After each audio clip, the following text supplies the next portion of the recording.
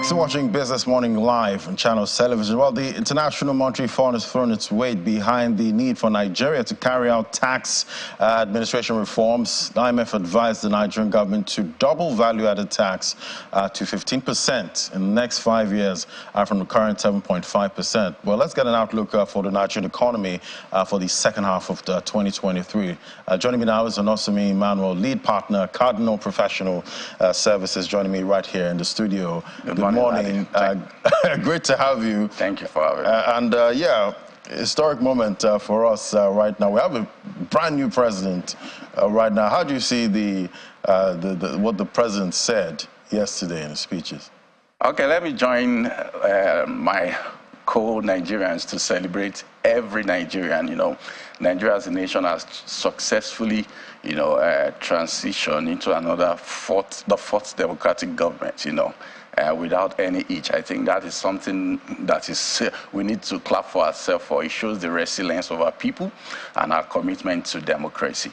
And my assessment, I think that was a very, brilliant inaugural speech delivered by the President Tinubu yesterday. You can see some emotionalism in it. His attempt to carry everybody along, including his opponents during the election. He said it's no longer time for election. It now belongs to everybody. No prejudice. Everybody is going to suffer again. But one of the things that could have been misconstrued was how he presented the information about the subsidy removal. I strongly believe that he was trying to make a statement that the past government has left no provision for continuity of subsidy, and as such, until he gets his cabinet in place and review things, for now there is no subsidy, but so we shouldn't interpret it immediately. But the way he said it with so much emotionalism, it then connotes a sense that, oh, maybe this guy is very absolute about the removal of subsidy, and you can see the reaction. That's why we say that leadership is a different game. People respond to your words and give weight to your words much more than when you are not a leader. You can see the ripple effect in the market, how prices of petrol have skyrocketed, and petrol is very sensitive in this economy. Once it changes, every other prices jump up. And we're already battling sky-high inflation at 22.22% at this time. So this government definitely is inheriting revenue issues at this point, huge debt stock right now. We've seen, most of these experts and stakeholders talk about, increasing, taxes like VAT, for instance, about 15%.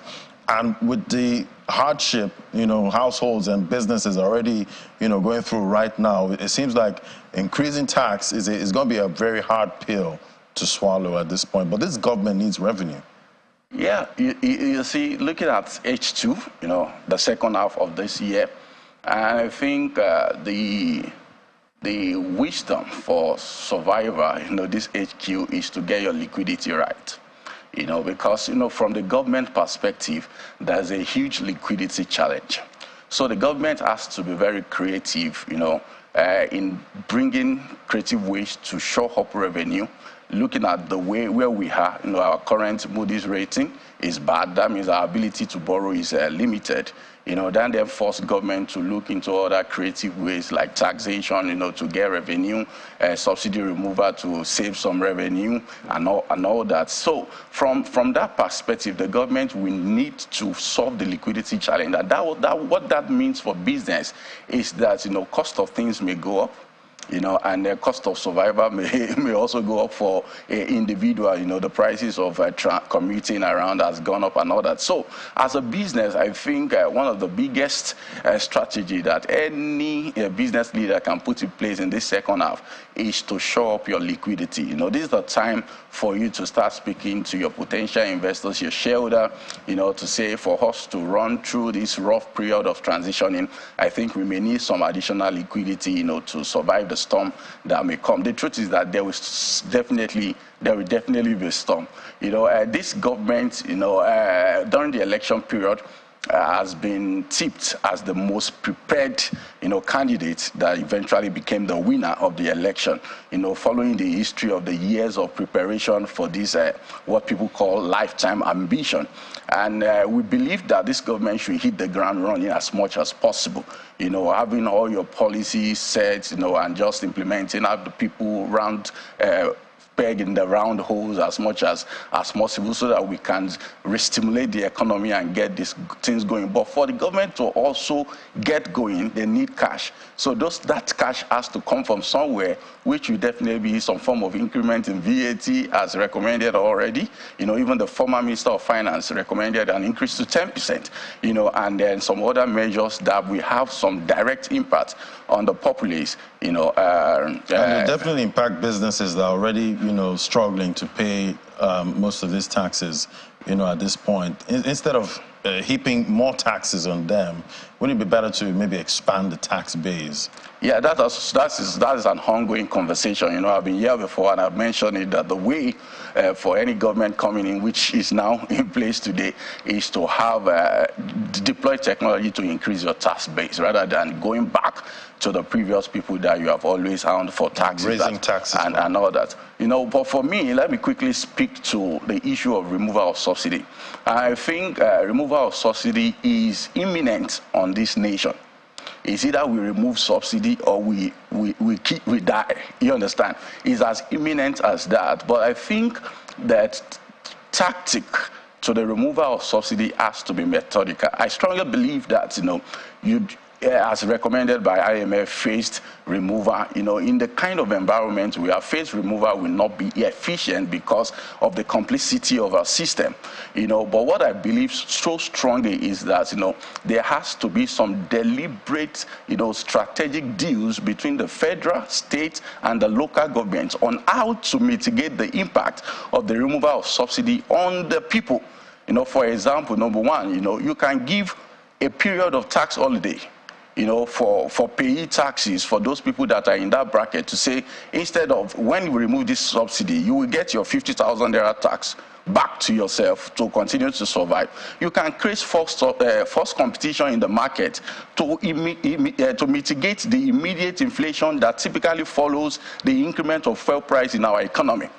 For example, mass transit, partner with Lagos State, with government of different states to put mass transit as a particular rate to compete with the other guys that may want to exploit the removal of subsidies. So those kind of strategic conversation has to happen. The issue of dealing with oil marketers, also strategic partnership with NNPC to ensure that, even if you remove the subsidy, the price is as competitive as much as possible. All those strategic conversation has to be on ground. So many conversations. But another important topic the president talked about was interest rates. And obviously we know cost of borrowing is a big problem right now for businesses. And he said the interest rate at this point is too high and it's going to bring it down. Yeah. But at the same time, we're battling inflation. Yeah, interest rates, we have already reached the ceiling. The strategy that the past, or can I say the current CBN government, because it's not an appointed position anyway, has been taken is to use the tool of interest rates to encourage forex inflows. You increase the interest rate a bit, you get FDI in, and then maybe you used to manage some production activity within the economy. But going the route of interest rates, once MPR goes up, the cost of lending balloons for everybody within the economy, and that further increases the cost of production, which also leads to inflation. So we are trying to battle forex, but we are also creating another challenge in inflationary impact for the people. So I think what's needed to be done is that the government has to be more pragmatic on attacking the factors of production that will make the cost of business, go down significantly in this economy. If there is no deliberate plan, both in the short to medium and long term, to ease the factor of production in the economy, then there's no shortcut out of this. Definitely, so much. So what are you seeing for the second half of 2023? Okay, like I said earlier, second half of 2023 is going to be pretty interesting. A lot of revenue push from the government, which may have impact on business and individuals. So as individual, this is a time for you to save as much as possible. Adjust your lifestyle. If you're running gen for 10 hours, you may want to reduce it 6 hours. Those are the realities on ground. And for businesses, you cannot but run the gen. So that means you have to have strategic way of improving your liquidity. I think for this second half of the year, for the shocks that will be coming, VAT increase, fuel subsidy removal, and some other development within the economy, liquidity, shoring up your liquidity is a way to go. So liquidity is your friend at this point. Yeah. All right, thank you so much, Onasimi Emmanuel, lead partner, Cardinal Professional Services. Thank you very much, Ladi, for having me. Thank you.